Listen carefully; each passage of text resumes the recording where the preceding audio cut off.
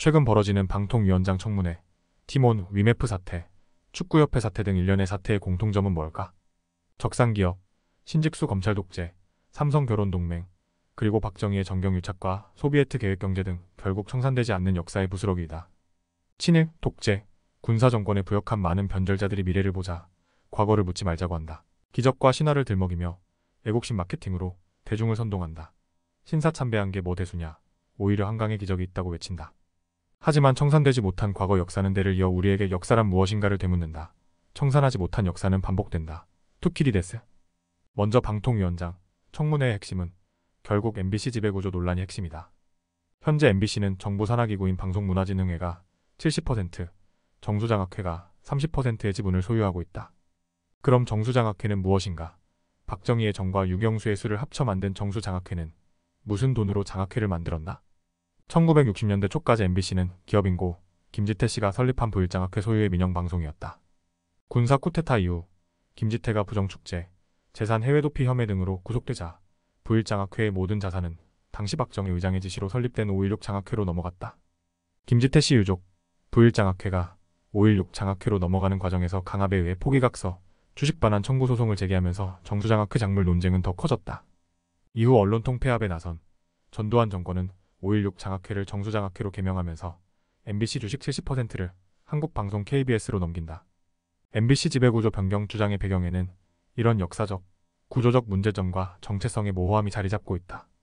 먼저 삼화그룹 김지태 회장은 식민지 시절 부산상고 수석 졸업 이후 학교장 추천으로 식민지 수탈기구인 동양척식 부산지점에 취직한다. 1926년 나석주 의사가 동척에 폭탄을 던진 후 처절하게 사망한 다음에 김지태는 동척에 입사한다. 당시 상고는 높은 급여와 군 면제로 우수한 조선인들이 몰렸다. 폐결핵으로 조기 퇴직한 김기태는 퇴직금으로 동척으로부터 울산 지역 2만 평의 전답을 10년 분할 상환 조건으로 불화받았고 태평양 전쟁 시기 일제 군수 지원 사업으로 부를 이룬 친일 매판 자본가이다. 식민지 시대 당시 부산은 전쟁 특수로 고무 공장이 1933년에 72개로 늘어나 과잉 생산에 문제가 불거지자 조선총독부가 이를 정리하는 과정에 1934년 9월 13개 신발 공장을 합병하여 요네쿠라 세이자부로에 의해 부산 범일동의 사마홈으로 설립된다. 광복 이후 사마는 적산기업, 귀속 재산으로 불화받았고 1958년 당시 조선견직, 전 아사히 견직, 한국생사사장인 김지태가 인수하였던 것이다. 패전 후 일본인 71만 명은 1인당 단돈 1000엔만 들고 조선을 떠났다. 적산이란 일본인이 남기고 간 기업, 기계, 토지, 가옥, 공장, 극장, 종교재산 등 당시 남한의 85%에 이른다. 당시 귀속기업을 불화받아 대기업으로 성장한 사례는 SK그룹 성경직물, 하나그룹 조선유지, 두산그룹 소화기린맥주, 쌍용그룹 동경방직, 조선직물, 혜태그룹 영강제과, 동양그룹 소야 전시멘트 삼척공장 등이다.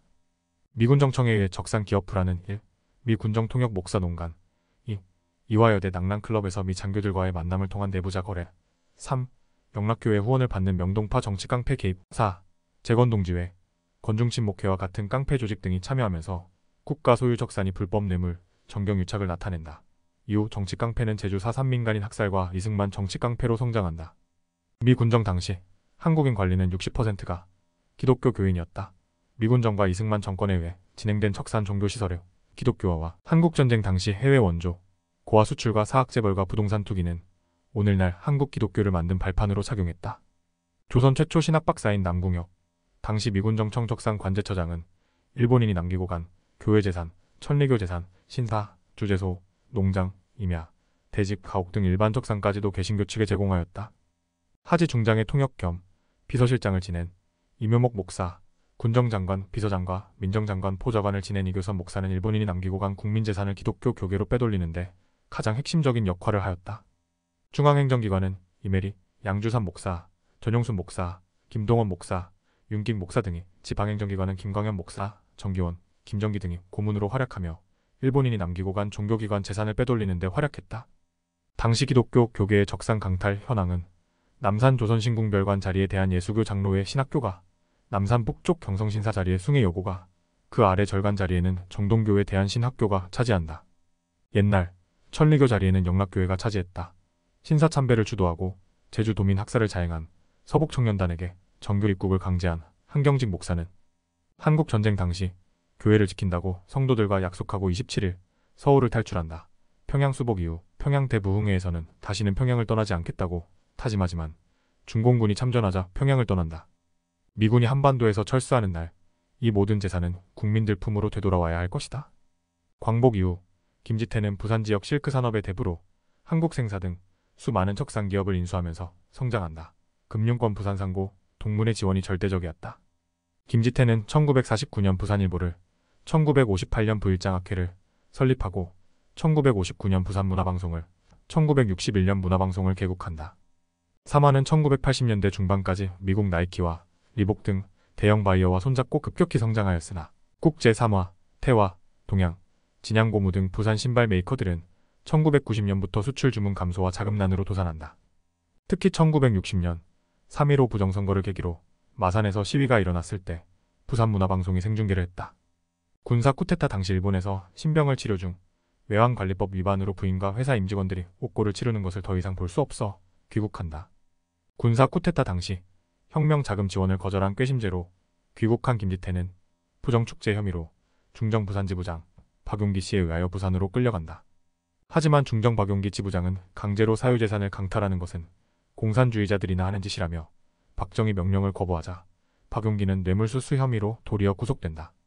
부산형무소에 투옥되어 군사재판 진행 중 계엄사령부 법무관 고원증 씨가 미리 작성한 부산일보, 문화방송, 부산문화방송 및 부일장학회 소유, 땅 10만 평을 5.16 장학회에 무상기증한다는 기부승낙서에 서명하고 쇠고랑을 찬 손으로 강압적으로 날인을 하게 되었다고 법원에서 인정받게 된다.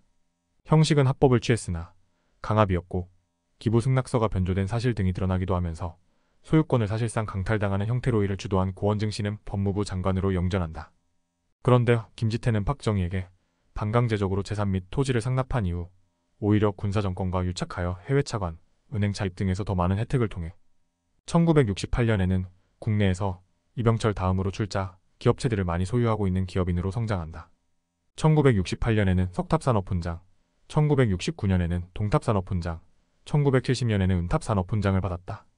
김지태는 1973년 동방증권, 현 SK증권을 인수해 1979년 5.1 쇼크 당시 거액의 구제금융을 받기도 했다.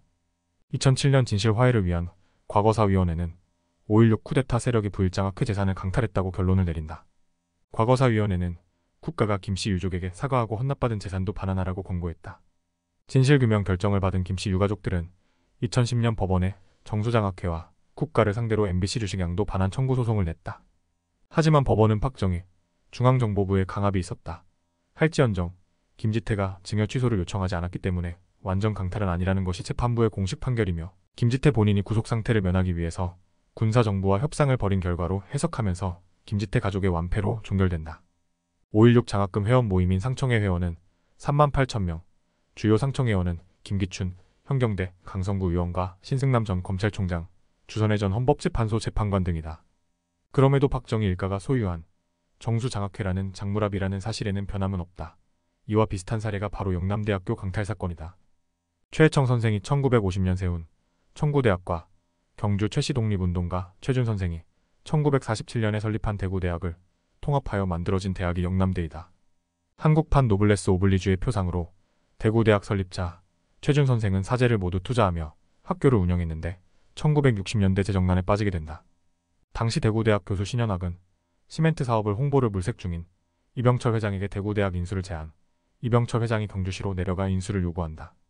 최준 선생은 이병철 회장에게 아무런 대가 없이 학교 경영권을 넘겨주었지만 삼성은 사카린 밀수 사건 때문에 대구대를 박정희에게 넘기고 성균관대를 받고자 한다. 이때 경주 최씨지방 고택과 선산도 다 영남대 재단 소유가 되었다. 심지어 선산을 되팔아달라는 요구에 영남대는 다른 사람에게 헐값에 매각하였다. 매각 주도자는 최태민 의부사들이자 최순실의 의붓오빠 조순재로 구국봉사단, 영남대, 유경재단까지 도맡았다. 박정희 일가는 돈 한 푼 안 들이고 영남대를 강탈한다. 결국 최태민 일가에 의한 국정농단은 최순실 게이트로 비화되어 박근혜는 감옥으로 간다. 당시 영남대 이사진 명단은 다음과 같다. 이사장 이동영, 이사 이우상, 이사 김성곤, 이사 신현학, 이사 백남옥, 이사 이우락, 이사 신기석, 이사 서정기, 이사 성상영, 이사 여상원, 감사 오일용 등이다. 결론적으로 김지태가 강제로 날인한 재산 포기각서를 들고 온 것은 최고회의 의장 법률고문인 신직수였다.